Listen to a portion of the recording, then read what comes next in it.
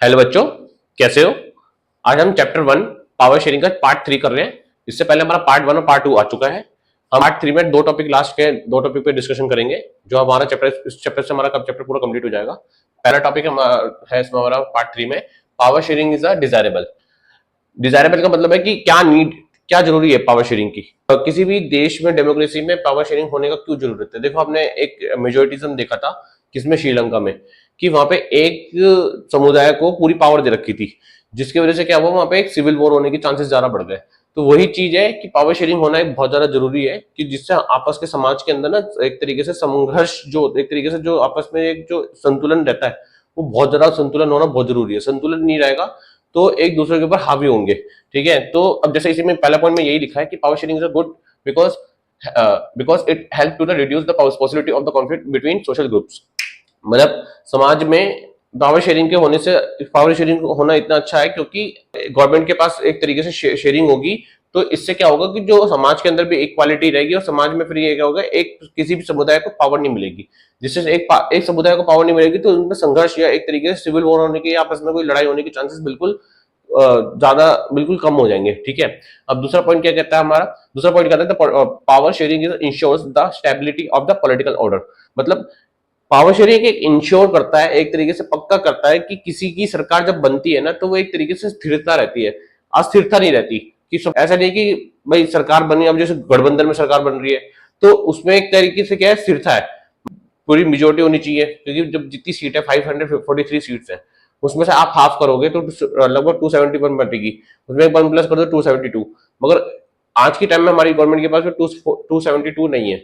But वो कहां से है, पूरी एक पार्टी के पास मेजोरिटी नहीं है, तो उन्होंने क्या कर रखा है, अलायंस कर रखा है। अलायंस से उन्होंने एक तरीके से एक स्थिरता लाने के लिए उन्होंने क्या करा, मजबूत करा, और जिससे क्या हुआ, सरकार मजबूत बनी। मजबूत, अब अच्छे से डिसीजन ले रही है। आप देखो, अभी 2024 से लेकर अब तक कितने अच्छे से डिसीजन ले रहे हैं। तो इससे इम्पैक्ट स्टेट वालों को कोई नहीं पड़ता, क्योंकि स्टेट के अपने अपने इलेक्शन होते हैं। ठीक है, लोकल गवर्नमेंट में अलग अलग इलेक्शन होते हैं। तो पावर शेयरिंग होने का इसलिए मजा है। ठीक है, दूसरा, power sharing is a very spirit of the democracy. देखिए, जो पावर शेयरिंग है ना, एक तरीके से आत्मा है किसकी, डेमोक्रेसी की, लोकतंत्र की एक तरीके से आत्मा है पावर शेयरिंग। सत्ता की साझेदारी, सत्ता की साझेदारी होगी तो जहां डेमोक्रेसी होगा वो सत्ता की साझेदारी जरूर होगी। सत्ता की साझेदारी नहीं होगी ना, तो एक तरीके से समझ लो उस कंट्री की आप ग्रोथ, उस कंट्री का जो समाज है वो इतनी जल्दी से डेवलप नहीं कर पाएगा। क्योंकि वो एक तरीके के एक भिन्न भावना एक दूसरे को देखेंगे, क्योंकि एक दूसरे के एक कंपटीशन होगा तो समाज के अंदर, तो इसलिए ये अच्छा नहीं होता। बट क्योंकि डेमोक्रेसी जहां है, और जैसे हमारा देश डेमोक्रेसी है, तो इससे हमारा क्या है, एक तरीके से हमारी आत्मा है क्या, पावर शेयरिंग। इससे हमारी पावर क्या हो रखी है, डिवाइड हो रखी है। इससे हमें बेनिफिट मिलता है। हम आगे एक चैप्टर में पढ़ेंगे लोकल गवर्नमेंट के बारे में, जो फेडरलिज्म आएगा उसमें हम आपको क्लियर करके बताऊंगा कि दो लोकल गवर्नमेंट कब बनाई थी। पहले स्टेट, और हमारे पास पहले सेंट्रल गवर्नमेंट और स्टेट गवर्नमेंट थी, बाद में सेंट्रल गवर्नमेंट बनाया गया और लोकल गवर्नमेंट बनाया गया। जिससे क्या हो गया कि एक तरीके से एक और पावर अपने आप को क्या कर दी, अपनी डिसेंट्रलाइज कर दी, अपनी पावर की क्या कर दी, पावर शेयरिंग और कर दी। ठीक है, अब इसमें लास्ट पॉइंट नोट है हमारा, the Brussels has the separated government in which both the communities have equal representation. मतलब आप देखिए, ब्रुसेल्स में फ्रांस में पॉपुलेशन ज्यादा थी, मगर दोनों ने एक तरीके से पावर शेयरिंग करी, इक्वल रिप्रेजेंटेशन दी, जिससे क्या हुआ, दोनों में कॉन्फ्लिक्ट ना हो, क्योंकि रहना तो एक साथ ही है ना दोनों को। जिसकी वजह से उन्होंने एक साथ रखा, जिससे देखो अलग होने के बावजूद तब भी उन्होंने अपने आप को कम्युनिटी में एक साथ रखने की कोशिश करी, और जिससे क्या हुआ, अपनी रिप्रेजेंटेशन क्या दी, इक्वल दी, सरकार में भी और समाज में भी। तो जिससे क्या हुआ, दोनों में संतुलन बैलेंस रहा। ठीक है, अब हमारा नेक्स्ट जो टॉपिक है वो है हमारा, नेक्स्ट टॉपिक है हमारा forms of the power sharing, जिसकी सत्ता की साझेदारी के रूप। देखिए, इसके रूप क्या है, मेनली जिसके मेन पॉइंट्स हैं, इसको बड़ा समझने की जरूरत है। पावर शेयरिंग किस तरीके से होता है हमारा, इसमें power sharing is a share among the different organ of the government, such as the legislature, executive and the judiciary, and this is called horizontal distribution. Horizontal distribution का मतलब होता है, जैसे ये लाइन जा रही है ना, इसको हम हॉरिजॉन्टल डिस्ट्रीब्यूशन बोलते हैं। पहला जो हमारा है यहाँ पे, वो हमारा क्या है, लेजिस्लेचर, क्या बोलते हैं, लेजिस्लेचर। और फिर दूसरा हमारा क्या होता है, एग्जीक्यूटिव, और तीसरा क्या होता है, जुडिशरी। ये तीनों जब एक ही लाइन में जा रहे हैं, इसको हम क्षैतिज भी बोलते हैं हिंदी में। ठीक है, और हॉरिजॉन्टल डिस्ट्रीब्यूशन फॉर्म में हो रहा है, क्योंकि हमारी जो गवर्नमेंट है वो एक जो कॉन्स्टिट्यूशन के थ्रू बनी है, और इसमें हमारी पावर शेयरिंग इसलिए होती है क्योंकि यहाँ पर डिफरेंट तरीके से ऑर्गेनाइजेशंस हैं। सबका अपना अपना काम है। लेजिस्लेचर अपना कानून बनाने का काम करती है, एजुकेटिव को एसयूटी का काम जो होता है वो इम्प्लीमेंट करने का और देखने का काम होता है। जुडिशरी का काम होता है कि फोकस होके कि भाई एजुकेटिव और लेजिस्लेचर ठीक तरीके से काम कर रहे हैं या नहीं कर रहे। जैसे सुप्रीम कोर्ट देखता है कि कॉन्स्टिट्यूशन के मुताबिक काम कर रहे हैं या नहीं कर रहे, कोई मतलब इसका पूरी तरीके से जुडिशरी, तो ये सबका इंडिपेंडेंट काम है। और किसने पावर दी है सारी, ये सब हमारे संविधान ने पावर दी, ठीक है, कि किस तरीके से किस किस ऑर्गेनाइजेशन को क्या क्या काम करना, क्या क्या नहीं करना, ठीक है। अगला पॉइंट है हमारा, द जजेस appointed by the executive can check the functioning of the executive or laws made by the legislature. This arrangement is called system of checks and balance. देखो यहाँ पे एक तरीके से जज अपॉइंट होते हैं, सुप्रीम कोर्ट होते हैं, जैसे सुप्रीम कोर्ट हो गया, या फिर गवर्नमेंट के एग्जीक्यूटिव जो होते हैं वो एक तरीके से क्या करते हैं, वो ये चेक करते हैं कि चेक और बैलेंस करने का काम करते हैं कि सरकार सही तरीके से काम कर रही है नहीं कर रही, उसमें एग्जीक्यूटिव सही तरीके से काम कर रहा है नहीं कर रहा, उसमें मेरे राइट्स या मुझे एक गवर्नमेंट में ये मुझे आशंका कि गवर्नमेंट इस तरीके से काम ठीक नहीं कर रही है, तो हम क्या कर सकते हैं, सुप्रीम कोर्ट जा सकते हैं, सुप्रीम कोर्ट में अपनी बात रख सकते हैं और सुप्रीम कोर्ट उसको देखेगा कि वो सरकार जो काम कर रही है वो एक तरीके से राइट के एक तरीके से सही पोजीशन के बेस पे काम कर रही है या गलत तरीके से कर रही है। आपने एक छोटा सा एग्जांपल लेता हूं, आपको याद आ जाएगा। लास्ट टू लास्ट ईयर में आपने एक बड़ा फेमस जजमेंट सुना था जिसमें पूरे देश में बवाल कर दिया था, जिसमें सरकार की बहुत फजीहत हुई थी, ठीक है। वो कैसे हुई थी, एक इलेक्ट्रॉन बॉन्ड का एक केस आया था सुप्रीम कोर्ट में, आपने सुना होगा इलेक्ट्रॉन बॉन्ड, चंदा वाला जो था, सब सारी कंपनियों से जो चंदा लिया था, उसमें बाकायदा गवर्नमेंट ने उसको एक तरीके से लीगल कर रखा था, बट उसमें बहुत सारी चीजें जो लॉस थे वो काफी गलत थे। उसको सुप्रीम कोर्ट में चैलेंज किया गया, सुप्रीम कोर्ट में देखा कि वो हाँ भाई ये तो बिल्कुल राइट्स के बिल्कुल जो राइट्स हैं और जो लोगों को जानने की जरूरत है, मगर उसको गवर्नमेंट क्या कर रही है, छुपाने की कोशिश कर रही है।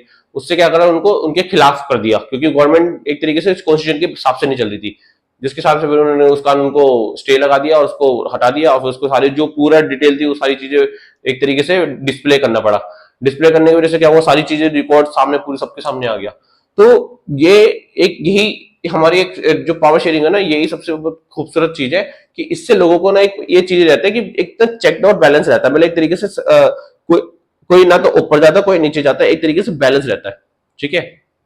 अगला अगला है power sharing is also the share among the government at a different level. देखिए हमने इससे पहले एक डिफरेंट लेवल कौन सा पढ़ा था, हॉरिजॉन्टल वाला, ठीक है।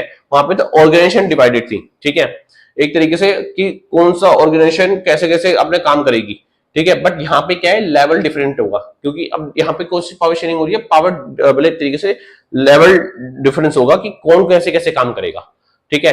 कौन कैसे कैसे काम करेगा मतलब कि सबकी पावर एक ही गवर्नमेंट के अंदर, गवर्नमेंट के एक तरीके से लेजिस्लेचर, ये पूरा ध्यान रखिएगा, ठीक है। इस लेजिस्लेचर के अंदर ही तीन पार्टी क्या करती है, डिवाइड कर दी, उनकी पावर को क्या कर दिया गया, पावर शेयरिंग कर दी गई, पावर काट दी गई। इसका कारण ये है कि एक ही गवर्नमेंट के पास पावर रहेगी तो वो ठीक तरीके से काम नहीं कर पाएगी, और एक तरीके से एक ही आदमी के पास पावर रहेगा तो उस पर वो सही तरीके से मतलब जनता के लिए सही डिसीजन नहीं ले सकता, और हो भी सकता है ले भी ले तो हो सकता है वो गलत ले ले, क्योंकि एक ही पास पावर है, और हो सकता है वो एक तरीके से काफी टाइम तक शासन करे, जैसे शी जिनपिंग है, जैसे रशिया का जैसे पुतिन है। तो एक तरीके से एक हाथ में जब सत्ता रहती है तो बड़ी प्रॉब्लम रहती है। तो पावर शेयरिंग से एक क्या होता है, पावर जब डिवाइड हो जाती है तो उसमें मल्टीपल पार्टियां आती है। हम आगे पॉइंट में पढ़ेंगे तो मैं आपको बताऊंगा कि कैसे कैसे वहां पे पावर शेयरिंग की जाती है। देखिए इसमें मेनली पावर शेयरिंग जो अमंग द डिफरेंट लेवल जो होता है, वो पहला है हमारा सेंट्रल गवर्नमेंट, दूसरा है स्टेट गवर्नमेंट और तीसरा है हमारा लोकल गवर्नमेंट। इसको हम बोलते हैं वर्टिकल डिवीजन, सीधा मतलब ऐसे, जिस सीधा लाइन देख रहे हो ऐसे, इसको हम वर्टिकल ऊपर से नीचे की तरफ, ठीक है। ऊपर से नीचे की तरफ क्या होता है, पहले सेंट्रल गवर्नमेंट जैसा भी आज हमारी एनडीए की सरकार है, ठीक है। दूसरे पे स्टेट में, जैसे दिल्ली एक यूनिट टेरिटरी है तो हम स्टेट में ही मानेंगे, तो दिल्ली एक यूनिट टेरिटरी, वहां पे किसकी, बीजेपी सरकार। इससे पहले आप देखोगे वहां पे किसकी पार्टी, अरविंद केजरीवाल सर वाला आम आदमी पार्टी की सरकार थी। इससे पहले किसकी थी, कांग्रेस की सरकार थी। तो एक तरीके से क्या है, डिफरेंस फॉर्म है अलग अलग, एक ही पावर जो एक ही गवर्नमेंट की पावर क्या कर रखी है, डिवाइड कर रखी है, जिससे हमारे ये तीनों ऑर्गेनाइजेशन एक तरीके से तीनों जो लेवल है वो अलग अलग है। और लोकल गवर्नमेंट जैसे हमारी दिल्ली में जैसे एमसीडी है, म्युनिसिपल कॉर्पोरेशन, उसका काम छोटे छोटे लेवल का काम करने का काम होता है। तो सबकी इसकी गवर्नमेंट को जो लोकल गवर्नमेंट कब बनी, कैसे बनी, हम ये सेकंड चैप्टर में पढ़ेंगे फेडरलिज्म में, लास्ट डिसेंट्रलाइजेशन टॉपिक है, उसके हम बाद में करेंगे। अगला टॉपिक है हमारा power may be also shared among social groups such as the religious and the linguistic groups. देखो पावर शेयर करने से क्या हुआ कि सोशल ग्रुप में ना एक तरीके से रिलीजन और लिंग्विस्टिक ग्रुप में भी एक तरीके से इक्वालिटी रही। कैसे, देखो जब हमारा देश आजाद हुआ तो उसमें कॉन्स्टिट्यूशन बनाया गया, तो चाहता, काफी डिस्कशन भी हुआ था खैर, बट उसमें चाहते थे तो क्योंकि पॉपुलेशन उस टाइम में हिंदी की थोड़ी ज्यादा थी, तो ये चाहते थे कि हिंदी को एक नेशनल लैंग्वेज घोषित कर देते, तो बाकी लैंग्वेज को इतने तवज्जो नहीं देते। मगर क्योंकि हर मेंबर हर स्टेट से आया हुआ था, अलग अलग लैंग्वेजेस था, तो सबने अपना अपना विरोध रखा, अपनी अपनी बात रखी, तो जिससे क्या हुआ, आज हमारे कॉन्स्टिट्यूशन में कम से कम 22 लैंग्वेज है जो सबको इक्वल मात्रा में बराबर रखा हुआ है। हमारे यहाँ पे अलग अलग फेस्टिवल्स हैं, हमारे यहाँ पे अलग अलग कल्चर है, ठीक है, अलग अलग फूड्स हैं, तो सबको क्या रखा है, एक बराबर का एक इक्वालिटी रखी है, बट अलग अलग स्टेट में अलग अलग चीजें, ठीक है। तो इससे क्या होता है, जब समाज में आपको पता है लिंग्विस्टिक संभाषा सब सबको इक्वालिटी रखी, तो दोनों के बीच में जो एक तरीके से जो लैंग्वेज के बीच में जो लड़ाई होगी ना, वो बिल्कुल एक तरीके से खत्म हो जाएगी, क्योंकि हमने क्या कर रखा है, सबको इक्वालिटी कर दी, सबकी पावर एक तरीके से शेयरिंग कर दी, सबको इक्वल बांट दे दिया, सबको बराबर दे दिया कि भाई आपकी लैंग्वेज इक्वल है। आपकी हमने किसी के साथ ऐसा कोई भेदभाव नहीं करा कि एक लैंग्वेज को ऊपर रखा, एक लैंग्वेज को नीचे रखा, ऐसा कुछ नहीं करा, ठीक है। ऐसे रिलीजन पे भी करा, रिलीजन में भी सबको क्या देखा, बराबर का अधिकार देखा, किसी को एक तरीके से बहुसंख्यक वाला एक तरीके से मेजोरिटिज्म नहीं दिया, सबको इक्वालिटी दिया है, जिससे जो एक तरीके से टेंशन या एक तरीके से आपस में संघर्ष का पैदा ना हो, जो हमने लास्ट टॉपिक में पढ़ा था, ठीक है। दूसरा, the socially weaker sections women get the representation in the legislature and administration. देखिए अब लास्ट से लास्ट आप देखेंगे कि जो निचले लोगों के तबके के लोग हैं, ठीक है, और जो वुमेन्स की रिप्रेजेंटेशन थी वो 20-30 साल पहले बहुत ही ना के बराबर थी, मगर ड्रामेटिकली बहुत तेजी से 20 से 30 साल के अंदर बहुत तेजी से बहुत ज्यादा रिप्रेजेंटेशन बढ़ी है, वीकर सेक्शन की भी बढ़ी है, मगर इतने ज्यादा रेशियो में नहीं बढ़ती थी, क्योंकि बहुत बड़ी जो पॉलिटिक्स में होते थे वो आगे बढ़ते थे और अपने मतलब एक तरीके से जो पीढ़िया टू पीढ़िया अपने बच्चे उन पॉलिटिक्स रहते थे, उससे वो पॉलिटिक्स भी नहीं आ पाते थे, मगर अब काफी पॉलिटिक्स में आने लगे, जिससे लोगों को एक तरीके से एक उम्मीद मिली। जैसे आप देखते हैं लोकल गवर्नमेंट में लगभग 30%, 33% लोगों को क्या महिलाओं को क्या मिलने लगा, रिजर्वेशन मिलने लगा। अभी गवर्नमेंट ने लास्ट ईयर एक रिजर्वेशन पास किया था 33%, लेजिस्लेचर में मतलब जैसे एक विधानसभाओं में और क्या नाम है पार्लियामेंट में ये 33% का ये फॉर्मूला लागू नहीं था, बट अब ये बिल पास कर दिया गया। तो अब 2029 में जब इलेक्शन नेक्स्ट होगा जब लोकसभा का, तो उसमें जब डिसेंट्रलाइजेशन होने के बाद में सब महिलाओं की भी सीट क्या कर दी जाएगी, रिजर्व कर दी जाएगी, तो महिलाओं की जो रिप्रेजेंटेशन है वो भी आगे बढ़ेगी। तो इससे क्या होगा, देखो पावर डिवाइड होने के बाद में क्या हुआ, जब समाज में इक्वल इक्वल सेक्शन के पास भी गया पावर, ठीक है, जो निचले तबके लोग हैं और जो महिला पीछे थी उन महिलाओं को भी क्या करने की कोशिश करी, इनको भी बराबर लाने की कोशिश की जा रही है। तो इससे क्या हुआ, ये किसकी वजह से हो रहा है, सिर्फ और सिर्फ पावर शेयरिंग की वजह से, ठीक है। पावर शेयरिंग नहीं होती तो शायद ये चीजें नहीं होती। आपने लिविंग सिस्टम के टाइम पे देखा होगा या फिर वहां फ्रांस के अंदर देखा होगा 1946 में जाकर उनको वोटिंग का अधिकार मिला महिलाओं को।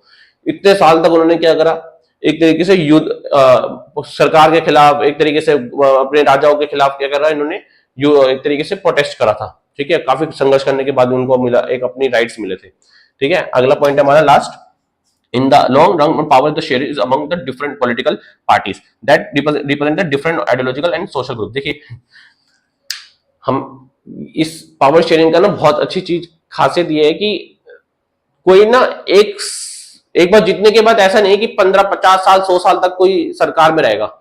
जब जनता को ये बात लगेगी भाई कोई सरकार ठीक से काम नहीं कर रही, तो उसको तुरंत हटा देगी। अब सेंट्रल गवर्नमेंट में बीजेपी को काफी हद तक वोट मिले, ठीक है, सीट मिली, तो उन्होंने अपनी सरकार बनाई तीसरी बार, ठीक है। मगर आप देखेंगे तो दिल्ली में अब एक अच्छा एग्जांपल है, दिल्ली में तो पहले कांग्रेस की सरकार थी, हट गई, फिर उसके बाद किसकी आई, आम आदमी पार्टी की सरकार आई। आम आदमी पार्टी का तो बहुत सारी चीजें उनके करप्शन आए, सारी चीजें हुई, तो लोगों को लगा कि नहीं भाई बहुत चीजें अब ठीक नहीं है, तो उन्होंने क्या करा, उनको सरकार हटा के किसको बना दी, बीजेपी की सरकार बना दी लोग। बट मैं यहाँ पे ये बात करना चाह रहा हूँ कि यहाँ पे जो सोशल ग्रुप में और जो आइडियोलॉजी है ना, यहाँ पे सबकी आइडियोलॉजी अलग अलग है। देखिए आम आदमी पार्टी की आइडियोलॉजी अलग है, कांग्रेस की आइडियोलॉजी अलग है, बीजेपी की आइडियोलॉजी अलग है, सीपीआई की आइडियोलॉजी अलग है, टीएमसी की आइडियोलॉजी अलग है। तो जब सबकी आइडियोलॉजी अलग है, तो ये एक पावर शेयरिंग की सबसे अच्छी खूबसूरत बात है कि वहां पे ना डिवाइडेड हो रहा है। ऐसा नहीं है कि सेंट्रल गवर्नमेंट में तो सरकार बन गई तो स्टेट गवर्नमेंट में बनेगी वही बीजेपी की सरकार बनेगी, ऐसा नहीं है। जनता ये डिसाइड करती है कि स्टेट गवर्नमेंट में हमें किस सरकार को भेजना है और सेंट्रल गवर्नमेंट में हमें किस सरकार को भेजना है। इससे आइडियोलॉजी भी अलग है लोगों की, ठीक है। इससे लोगों को लगता है कि सेंट्रल गवर्नमेंट में ठीक कौन काम कर सकता है, स्टेट गवर्नमेंट में कौन ठीक काम कर सकता है और लोकल गवर्नमेंट में किसका काम हो सकता है। उस हिसाब से क्या करते हैं, अपनी पावर अपनी आइडियोलॉजी के हिसाब से पॉलिटिकल पार्टीज भी क्या है अलग अलग बनती हैं। अब यूपी में आप देखेंगे समाजवादी पार्टी अलग है, उनकी विचारधारा अलग है। आप बहुजन समाज पार्टी के बारे में देखेंगे तो बहुजन समाज पार्टी की एक तरीके से आइडियोलॉजी बिल्कुल अलग है। तो सारी पार्टियों को आप देखेंगे तो अलग अलग आइडियोलॉजी है। समाज में भी अलग अलग आइडियोलॉजी के सोच चुके लोग होंगे, उनके एक तरीके से समाज में विचारधारा भी बिल्कुल अलग अलग होगी। तो इससे क्या होगा कि सब कुछ होने के बावजूद भी सबकी एक तरीके से सबको इक्वल रिप्रेजेंटेशन मिल रहा है, चाहे वो मुसलमान हो, चाहे हिंदू हो, चाहे क्रिश्चियन हो, चाहे और सबको बराबर है। ऐसा ऐसा तो नहीं है कि किसी को तबके किसी को उठाने नहीं दे रहे। ऐसे वो पार्टी, पॉलिटिकल पार्टी डिसाइड करेगी हम किस इंसान को किसको टिकट देना चाहते हैं, हम किसको नहीं देना चाहते। तो खैर पॉलिटिकल का अपना, पार्टी का अपना खुद का राइट होता है। बट एक अलग अलग रिप्रेजेंटेशन से, अलग अलग एरिया से अलग अलग लोग जीत कर आते हैं और अपने अपने समाज के लिए, अपने लोगों के लिए काम करते हैं। तो यही एक सबसे खूबसूरत बात क्या है, हमारी पावर शेयरिंग की बात है। ठीक है ना, आज हम इस चैप्टर में क्लियर करते हैं और हमारा ये चैप्टर कंप्लीट हो गया है। तो वीडियो को ज्यादा से ज्यादा शेयर करिएगा और हमारी वीडियो को सब्सक्राइब करिए और ज्यादा से ज्यादा लाइक करिए। धन्यवाद।